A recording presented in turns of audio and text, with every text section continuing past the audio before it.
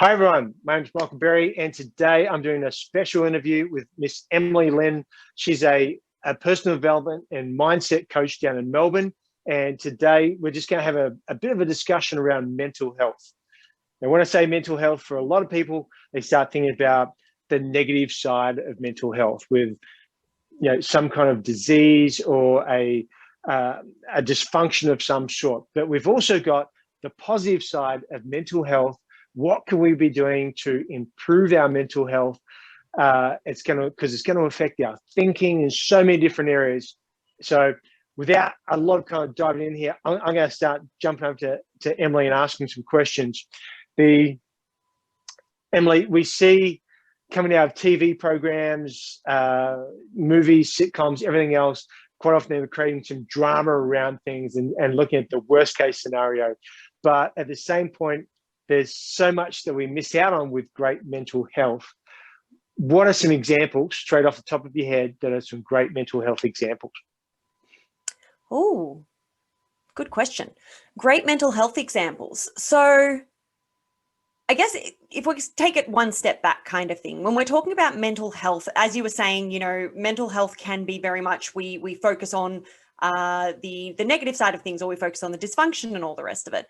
And yet mental health is all about mental health in the same way that physical health. When we're physically healthy, we don't think about all of the dysfunction of the body. We're thinking about our physical health, and our mental health can be thought of much the same way. So there's lots of things that we can do for promoting that mental health in terms of we don't need to wait until there is dysfunction. So we can have a positive mindset. We can be focused on increasing our positive mental health all the time. And this is a really amazing thing that we get to do, which is wonderful. So if we're thinking about, positive mental health, if we're thinking about when we focus on things like gratitude, this is one of those things that actually releases hormones in the body that are directly counteracting the effects of stress hormones, for example. So gratitude is something that even if you don't have lots of negativity in your life, cultivating gratitude can be really positive for building up the positive mindset and for building up the health of your body around in the way that your mind actually affects the health of your body, I guess is what I'm trying to say, if that makes sense. Yeah, and gratitude's a skill. Like anything else, the more you practice it, the better you get at it. And if you're thinking about it, it's your mind's ticking over around it. It looks for those positive things to do reflection on later on, and suddenly you've shifted gears completely. Absolutely. So many aspects of mindset are actually skills that can be worked on. So if we think about things like, people think about things like having motivation or having, oh God, what's another one? Well, motivation, gratitude, those are all great ones. Doing things for yourself that require a little bit of insightfulness, so maybe doing meditation and things like that. All of these are actually skills that you can work on. They're not things that people are born with, that they can just meditate and that they're just grateful for life and all the rest of it. So we actually have to spend time working on them. They're like a muscle. The more we work them, the stronger they're going to get. Emily, there's so many people who go to the gym, they go to outdoor training, and there's some great mental health aspects that come out of that. But how many people do you know who's hey, I'm going down to hit the mind gym? If there was a mind gym, maybe I should start a mind gym. Maybe that's what I should create in this world. I'm like, through yoga practices, we get some fantastic mindfulness in the moment there. But it's one of these things, like whether it's affecting school or study or work or getting to a state of flow so you can just have your genius roll and your talents and skill and an amazing amount of work production just happen. I'm like, you take a corporate business person and you go, hey, look, do you know how to really get into a state of flow and be able to just manually control that, where you can just flip into that zone? Like, oh, look, it happens sometimes when I'm really excited about something, but it's a struggle. Yeah. But working on mindset, you could just help people jump into that. Yeah, absolutely. Well, you look at the most successful people in the world, I guarantee you they've all done a lot of work on their mindset, because as I said, most of these things, it's like a muscle. So they want to get in flow as often as they can, because the more they get into flow, the more successful that they're going to be, the more efficient that they're going to be, the more they're going to be able to create the things that they want to create in the world. And to do that, it takes a lot of work on mindset and making sure that you know how to get into that flow. So it's actually something that it's incredibly powerful to work on. Yeah.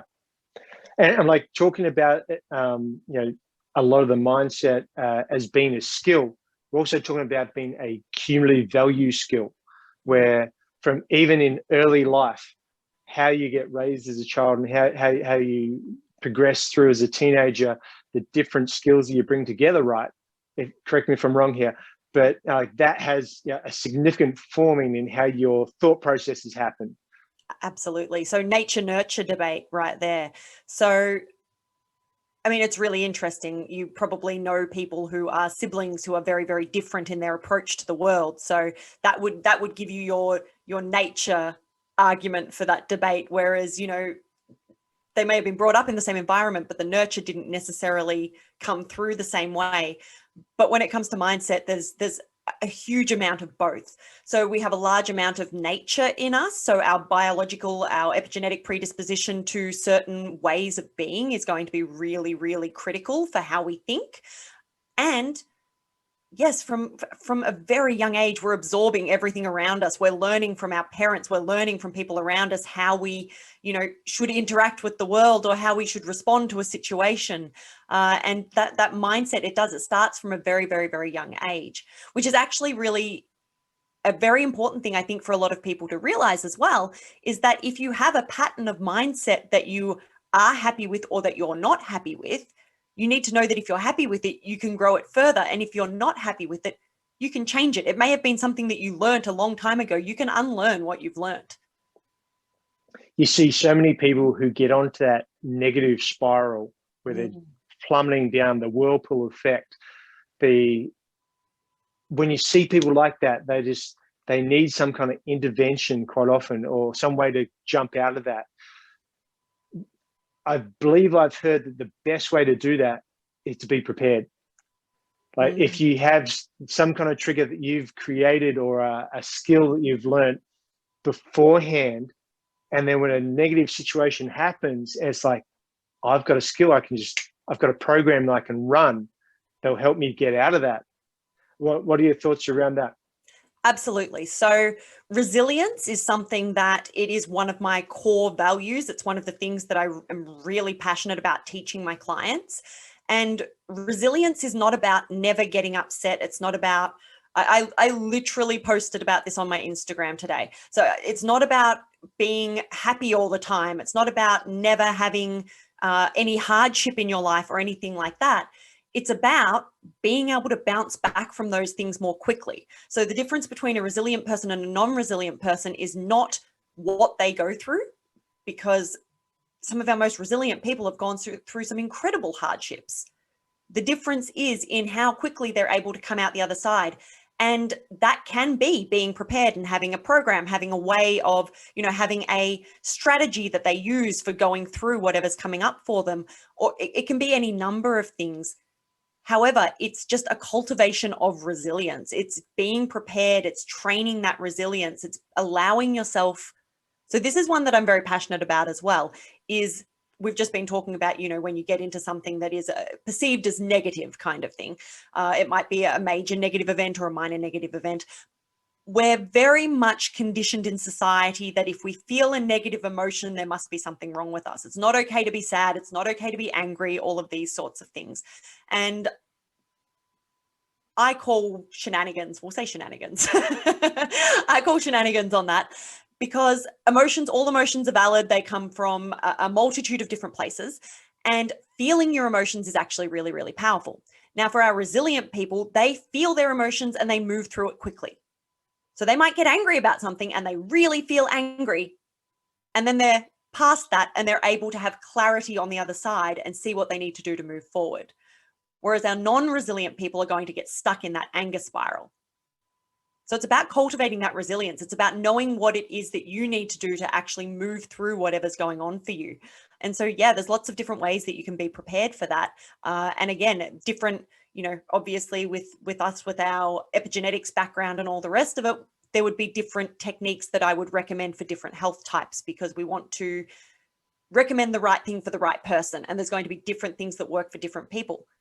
But yes, in general, having some kind of preparation, some kind of strategy, and that resilience behind you to be able to move through that and move forward is going to be very, very powerful.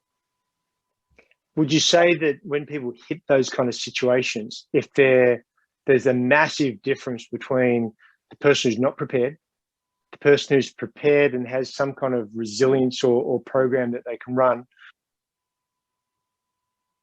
the support network, and also someone who's prepared, who's got a program that they can run, who is resilient, but also has a coach or someone that they can have help them, pull them up out of that, like a spotter in a gym, a workout buddy, a mind buddy, to help them get moving again. Absolutely. So the big difference there is going to be the speed at which they're able to move through it. So your person who is not resilient, doesn't have a strategy, they are going to spend a lot more time just sitting in the negativity of whatever is going on for them. Then at the other end of the spectrum, you've got your person who has their coach. Now, the beauty of a coach is that they're going to be able to see things that you can't. The beauty of your coach is that they literally hold up a mirror to, you'll say something and they will just be able to mirror back to you exactly what you need to know, and they're going to get you through it fast. So you can be in the middle. You can have your own strategies and things like that, and it will help you move through things.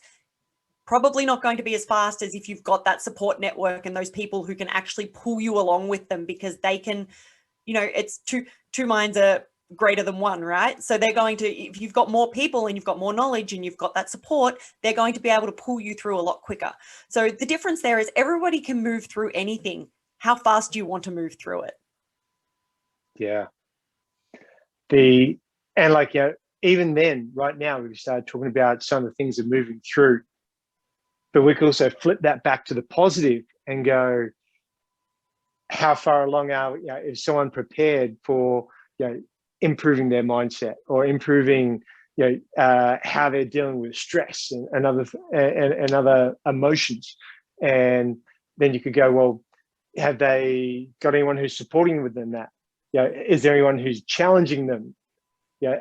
Have you loaded them up, or had some kind of progression? And again, working with a coach or working with a program could make a massive difference in that, couldn't it? Absolutely.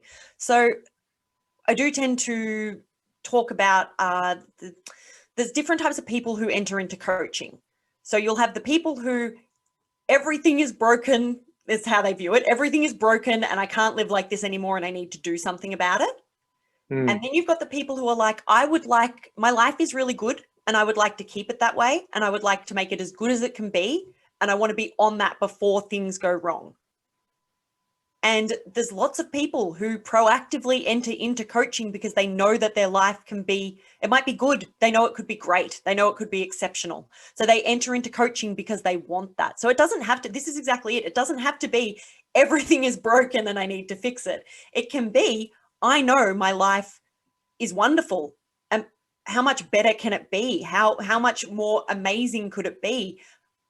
I'm going to go and get a coach to work on that. Like myself personally, I was definitely when I started, I have multiple coaches. I work with multiple people. A coach without a coach is not a coach as far as I'm concerned. We need to be coached as well. It's how we continue to learn.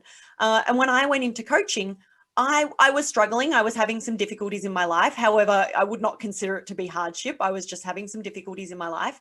And I just thought, how long do I want to wait before I get some assistance with this? I know that I can do this. I know that I can get through this. I know that I can move forward with this. How much faster can I do it with help? How long do I want to sit in this, trying to drag myself through this, trying to work out what I need to do myself, when I could have somebody who just goes, hey, come this way. I can help you with this. So yeah, I'm a huge advocate for coaching. I just think that having somebody on your side, in your corner, is incredibly powerful. It's just one of the best things that you can do for any aspect of your life. Yeah. Emily, I understand that just recently you've been working on generating some more information around dealing with stress, be it positive or negative, But do you want to tell us a little bit about that? Sure. Give a quick summary. Yeah, absolutely. So stress is a really interesting topic, I find, because we have this concept in society that stress is bad, or we've been taught that stress is bad. We've been taught that stress causes disease and it's bad for us and all of these kinds of things, and we should seek to avoid it. And we live in a very fast-paced time when there is a lot of stress in our lives.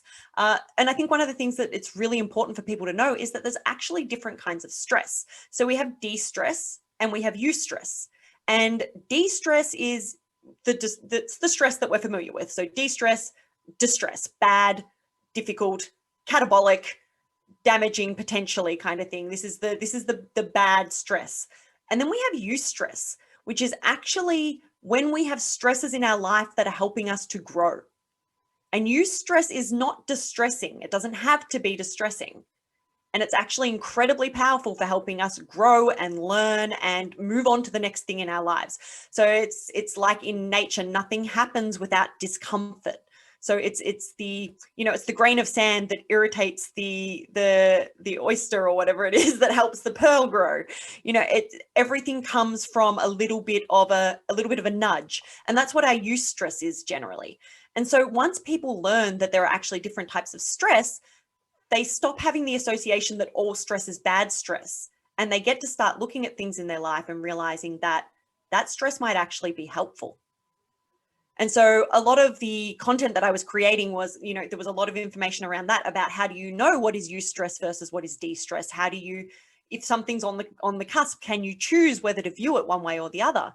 And so a lot of stuff around that. And then how, when we do actually have a lot of stress in our life, and that's causing us to have physiological responses, like maybe we've got a sore neck or we're not sleeping well and stuff like that, some strategies that we can actually use to bring that stress back under control.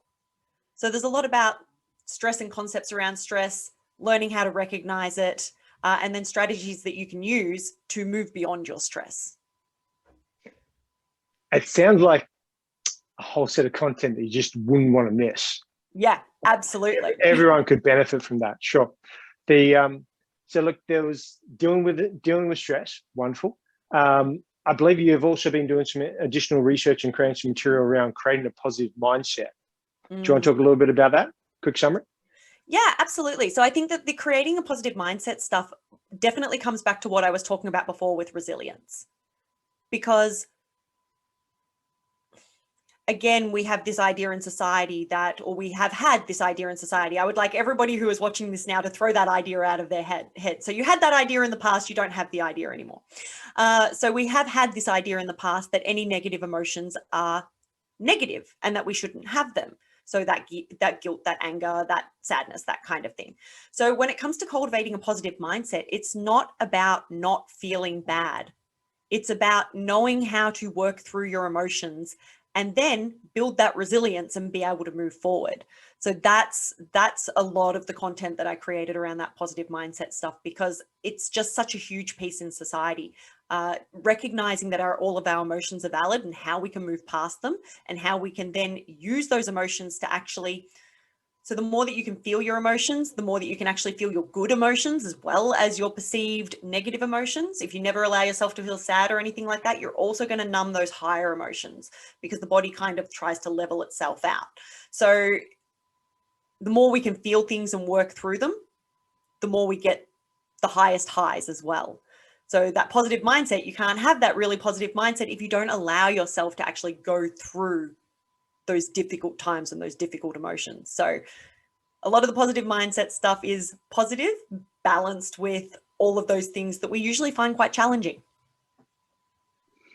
So like working with the creating the positive mindset, I think that segues beautifully into the other topic about putting yourself first. Because obviously to create that positive mindset, you've got to spend a lot of time on yourself and your own relationships. Whereas, as opposed to being always in someone else's court with supporting the rest of the family or the community, or overextending yourself. What are some great examples around putting yourself first? So a lot of people would have heard the phrase, you can't pour from an empty cup. And that's the critical core concept of putting yourself first. So you can't give to others if you have nothing left to give. So you're actually being, and this is one that's people can find it quite difficult, you're being selfish by not being selfish. You need to put yourself first if you want to take care of anybody else. And if you want to be the best partner, the best mother, the best sister, the best boss, the best whatever, you need to be looking after yourself. You cannot give energy to others if you don't have it. So self-love can come in, and self-care can come in lots of different forms. So it could be as simple as taking 5 minutes a day for your meditation. For some people, that's going to be enough to just take 5 minutes out of their day to just sit with themselves. For other people, they're going to need more, and everyone's going to need more than that regularly. Everyone's going to need some time to themselves here and there to do something that really fills themselves up. So not giving themselves a treat because they earned it. So, those things that you say, I'll get that after I've worked, after I've earned this much money or worked this many days or done this thing over here. No, giving yourself a treat just because, that's the sort of thing that's going to fill you up. So the other important thing there is to know that there's a difference between, I just wanted to point this out before we move on, but there's a difference between selfish and self-centered. So selfish is very triggering. The word is very triggering for a lot of people. And I would say that selfishness is a beautiful thing, because selfishness is when you take care of yourself so that you are able to give your energy to others. Self-centeredness is more the concept that we're thinking of when we say selfish, I would say. So I would like people to start rephrasing their mindset around selfish and around what that means, because selfishness is an incredibly positive thing so that you can then give to others. Got to fill the cup. Yeah, absolutely. Yeah. Always fill the cup, always sharpen the saw. And when you talk about putting yourself first, that seems to also bring up about being mindful, about being in the moment. Yeah. So mindfulness and being in the moment it's one of those things that we've been hearing more about of late, or in the last few years. There's been a lot of talk around mindfulness and about being mindful of, what's the phrase? The phrase is find the magic in the mundane. So it's about being present in every moment, and about, when you're making the bed, being like, man, how good do the sheets feel under my hands? How amazing is this bed? Like, my bed is lovely. And we have all of these concepts of being mindful of the moment and finding the magic in the mundane. Now, this is another practice that is like a muscle, and that it takes time to work, and that it takes time to build up. And we can start by just bringing awareness into our days and taking time every day to have a moment of mindfulness. And now that's going to look different to different people. And we'll have a challenge to go along with this. I'll have a challenge in my video to go along with this.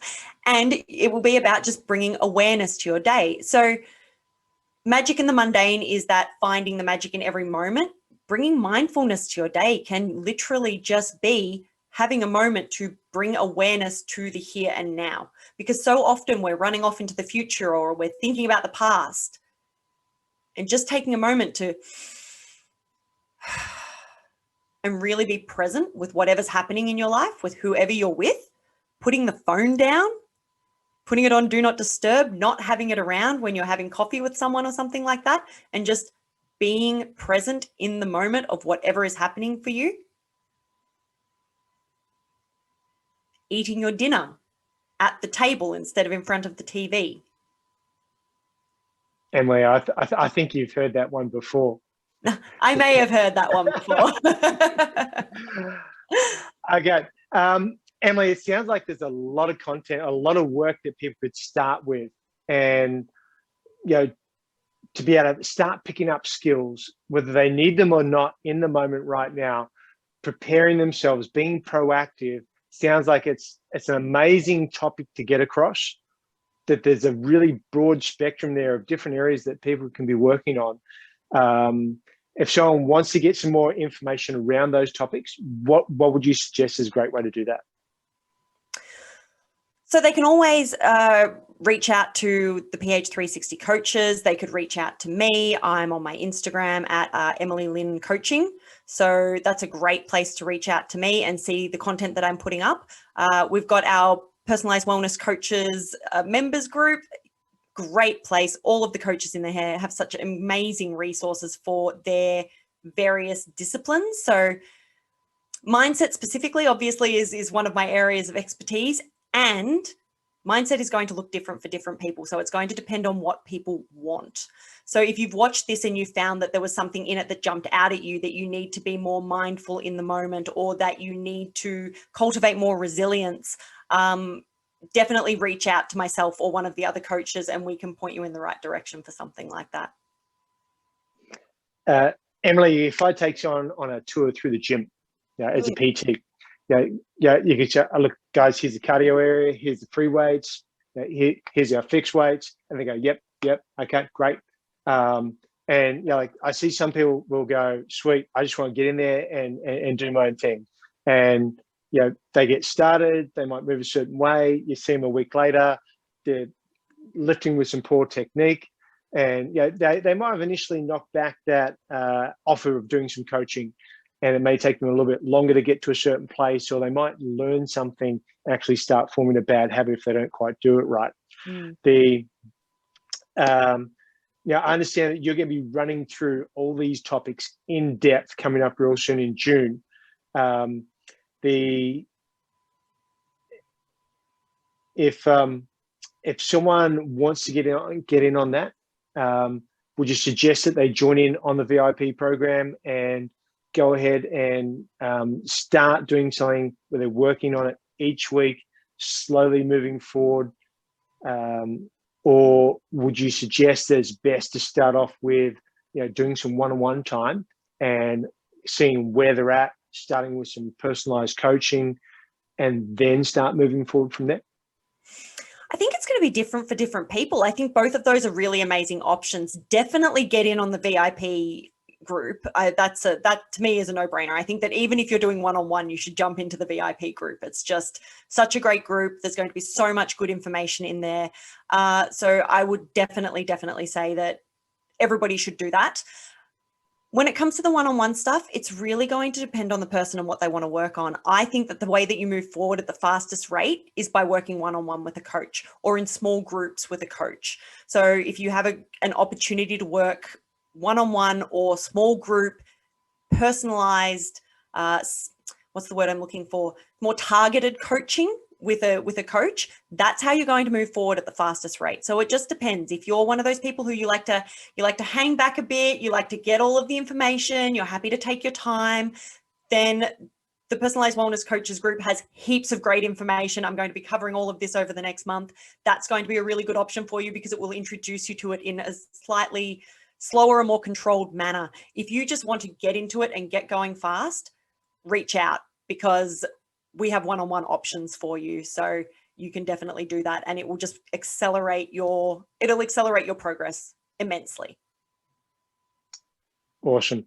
So team, anyway, if you're watching this, we're going to have Emily Lynne doing some one-on-one coaching for us. She's going to be running some really great content through some small group training courses. We're going to be recording this information as well. If you want to connect in some way, jump in, follow the link with this video, and we'll get connected and get you set up and start your journey in learning to expand in all areas of mindfulness, the dealing with stress, creating that positive mindset, and of course, putting yourself first. Team, thanks for having a quick watch of this video. Come and join us and we'll help you get started.